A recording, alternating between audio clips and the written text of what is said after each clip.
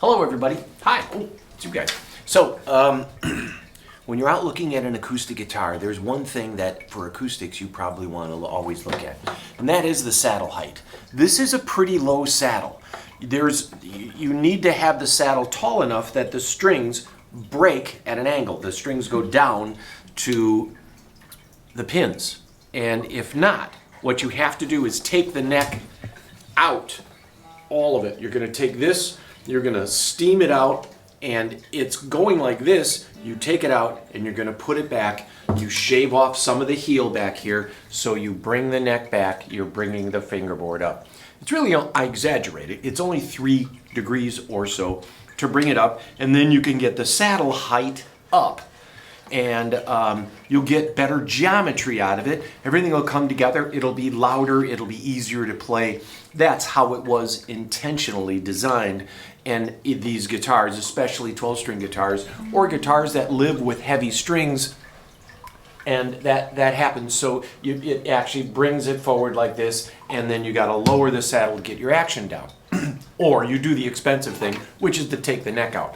The neck's got to dry. And that takes 12 weeks or so to completely dry, because it takes a lot of steam to get all that glue out of there. This is a 1974 Heritage, and this is a Blue Ridge Custom. So a lot of these are laminated Brazilian, and it's just a great guitar, but it needs a neck set. So what we did is we put a Nashville tuning on it. A Nashville tuning is taking the 12 strings where you have a high string and a low string, a high string and a low string, and only putting on the high strings. As you guys know, on a 12 string, these last two are in unison. There isn't a high string and a low string. On these 4, on every 12 string, there's a high and low. On these last 2, they are unison, they're the same string. So now, with this, the Nashville tuning, or a high tuning, you are doing a 12 string without the low strings. So you got, so it goes up and then back down, and you get this.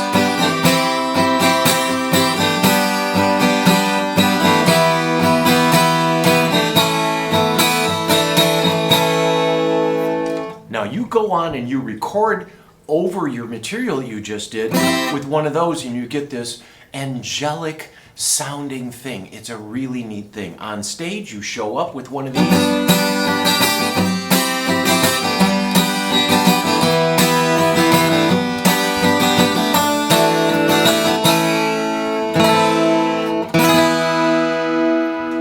It's neat, right? Cool. So we left this. We're not going to set the neck on this. We left it like it is and are selling it cheap. There's room for you to just set the neck and bring it up to its value, but at $1,100 for a 1974 acoustic, I think what I would do is put a pickup in here, buy this, and you've got a cool Nashville guitar. Now you could put regular 6 strings on here. It'd be just fine, but we've dedicated it to that, right? So there's that. Now that brings me to another thing of this we just got in.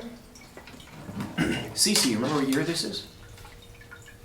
I think they made from 62 to 70. Yeah. So this is a Brazilian board, and I'm gonna guess this is probably a 64. Now this was called in Gibson. Gibson and Epiphones were made side by side, right? So Epiphones had a little different treatment on the headstocks. The type of headstock is different, and the inlays are sometimes different, a different vibe. But they made this as a B45. They made a smaller B25, but this was a B45, except when it's an Epiphone. Then it's a Bard, B-A-R-D. This is a Bard. So it's a nice spruce top with some really neat book-matched figuring. You can see that in there. A nice color. Epiphone kind of had its own color scheme. Many times they weren't 3-tone, they were always 2-tone, and they made some colors that were never on Gibson, but they tried to separate the two brands.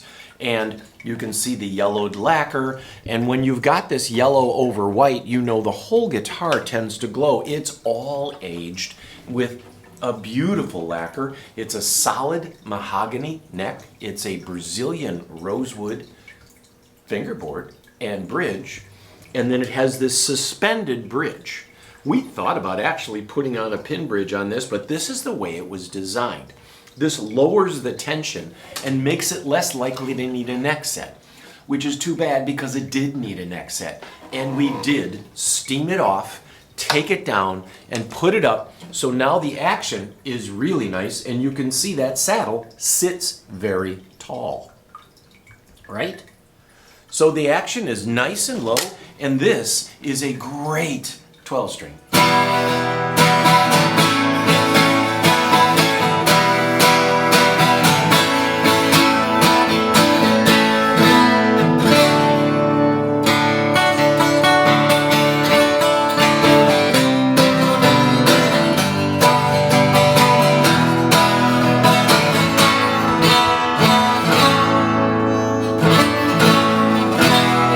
Full, rich, that big thump that comes from Gibsons. It's a 24 3/4 inch scale, so it's your standard Gibson scale, which by the way is a little shorter than Martin. Finding 12 strings is hard because most of them did what this did, and it kind of collapses. So we invested the money, by the way, that's $500-600 to do a neck set.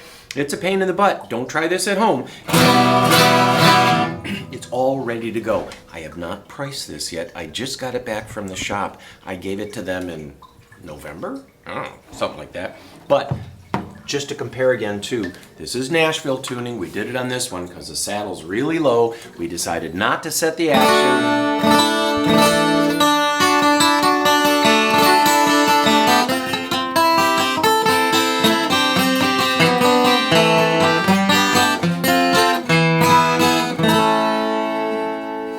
Pretty, huh? There you go. There's a thought of the day.